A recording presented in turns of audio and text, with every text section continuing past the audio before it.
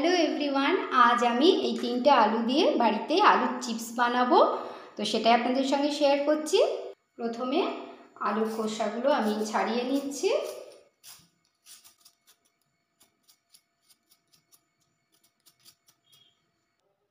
তিনটে আলুরই খোসা খুব ভালোভাবে আমি ছাড়িয়ে নিয়েছি। এবার আলু তিনটে ভালো করে ধুয়ে একটা বড় বাটিতে আমি জল নিয়ে নিয়েছি। এবার এই পিলারের সাহায্যে আমি এই আলুগুলো চিপসের মতো এরকম পাতলা পাতলা করে কেটে নিচ্ছি। এই জল নিলে কি হবে, আলু যে কালো দাগ পড়ে যায় সেটা হবে না, সেই জন্য জলের মধ্যে এগুলোকে আমি এরকমভাবে পিলার দিয়ে কেটে নিচ্ছি। এই আলুর চিপসটা বানানো ভীষণ সহজ, আর এগুলো স্টোর করে রাখলেও বেশ অনেক দিন পর্যন্ত ভালো থাকে। তো আমি যেভাবে বানাচ্ছি আপনারা বাড়িতে একবার হলেও ট্রাই করবেন। আমি এই 3টে আলুকে এরকমভাবে পিলার দিয়ে এরকম চিপসের মতো কেটে নিচ্ছি। তো আপনাদের কাছে যদি গ্রেটার থাকে এরকমভাবে পাতলা পাতলা কাটা যাবে, সেটা দিয়েও আপনারা কেটে নিতে পারেন। দেখুন এরকম ঠিক পাতলা পাতলা মতো কেটে নিচ্ছি। 3টে আলুকে আমি এরকমভাবে পিলার দিয়ে পাতলা পাতলা করে কেটে নিলাম। আর এখানে ছোট্ট একটা টিপস, যখনই আলু কাটবেন সবসময় হাতগুলো যত তাড়াতাড়ি সম্ভব আলু কাটার পরে ধুয়ে নেবেন, তাহলে যে আলু কাটার পরে যে দাগগুলো হয় আঙুলে সেগুলো হবে না। তো এবারে আমি এই আলুগুলোকে বারবার জল পাল্টে, যতক্ষণ না এই জলটা পুরোপুরি স্বচ্ছ হয় ততক্ষণ পর্যন্ত 2বার 3বার যতবার লাগবে জল দিয়ে দিয়ে বারে বারে জল পাল্টে ধুয়ে নিচ্ছি।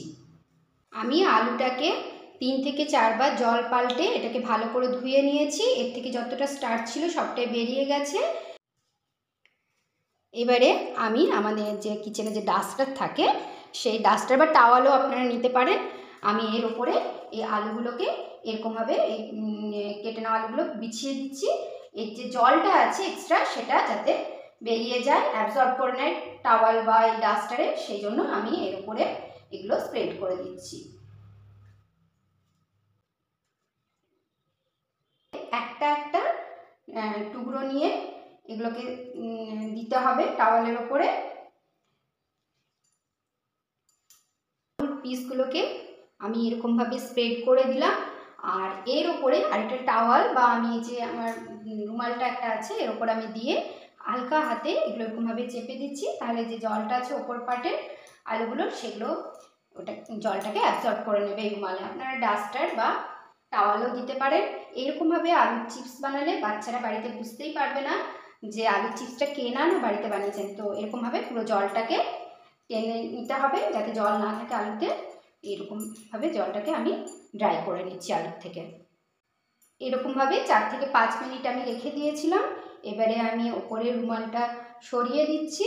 এই রুমালটাকে আমি একটু এরকমভাবে ভাঁজ করে করে একটা এরকমভাবে মোটা করে নিলাম রুমালটাকে। এবারে এর উপরে আরও যে জলটা আছে সেটা যাতে খুব তাড়াতাড়ি আমি এটাকে শুকিয়ে নিতে পারি আলুগুলোকে, সেই জন্য এরকমভাবে আমি আলুর উপর চেপে চেপে দিচ্ছি। এরকমভাবে চেপে চেপে দিলে তাড়াতাড়ি জলটাকে অ্যাবজর্ব করে নিয়েছে আলু। যে দেখুন এটা অনেকটাই ড্রাই হয়ে গেছে। আচ্ছা, এই আলুগুলোকে আমি এবারে এক জায়গায় নিয়ে নিলাম। দেখুন একেবারে ড্রাই হয়ে গেছে। এই মতো অবস্থায় এবারে আমাদের এগুলোকে ভাজতে হবে তেলে। এদিকে ওভেনটা অন করে আমি একটা কড়াই বসিয়ে কড়াইটা গরম করে নিয়ে এতে দিয়ে দিচ্ছি বেশি করে সাদা তেল। এই চিপসগুলো সবসময় সাদা তেলেই ভাজতে হবে, সর্ষের তেল একেবারে ইউজ করা যাবে না। তেলটা গরম হয়ে গেছে। এবারে আমি এই কেটে রাখা আলুগুলো, ড্রাই করা আলুগুলো দিয়ে দিলাম। এবারে মিডিয়াম টু হাই ফ্লেমে এই আলুগুলোকে ভেজে নিতে হবে। আলুগুলোর কালার যখন চেঞ্জ হয়ে আসবে তখনই বুঝতে পারা যাবে যে আলুগুলো ভাজা হয়ে গেছে, এগুলো চিপস তৈরি হয়ে গেছে।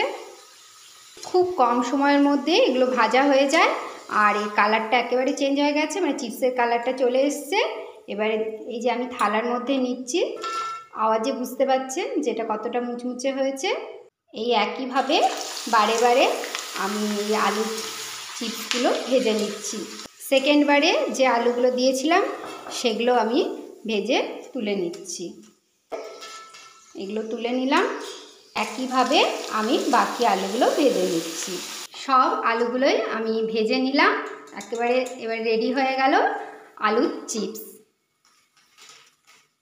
ছোটদের তো ভীষণ ফেভারিট হয় পটেটো চিপস। আমরা বাজার থেকে কিনি, তো আমাদের মন খুঁতখুত করে যে এটা কি তেল দিয়ে ভাজা জানি না, বাচ্চাদের দেবো না, কিন্তু তারা খেতে ভীষণই ভালোবাসে।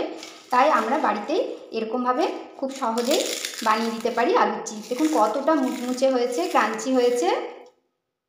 হালকা গরম আছে এখনও আলুর চিপসগুলো। আমি একটা বড় বাটি নিয়েছি, এতে নিয়ে নিচ্ছি সামান্য সাদা লবণ, আর এতে দিয়ে দিচ্ছি সামান্য বিট লবণ।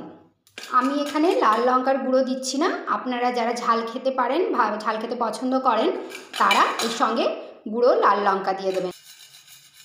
এই আলুর চিপসগুলোকে আমি এই বাটির মধ্যে লবণের মধ্যে দিয়ে দিচ্ছি। এরপর আমি ঢাকাটা উল্টো করে দিয়ে এরকমভাবে একটু নাড়িয়ে দিচ্ছি। লবণটা সব আলুগুলোতে, আলুর চিপসগুলোতে ভালোভাবে লেগে যাবে, তাতে খাওয়ার সময় সল্টি খেতে ভালো লাগবে। তবে লবণটা আগেতে দেওয়া যাবে না, এরকম ভাজার পরে দিতে হবে। এই পটেটো চিপসগুলো একবার বেশি করে বানিয়ে কোনো এয়ারটাইট কন্টেনারে রাখলে মাসের পর মাস এগুলো ভালো থাকে।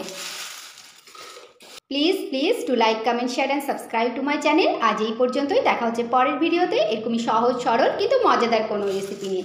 Till then take care, thank you.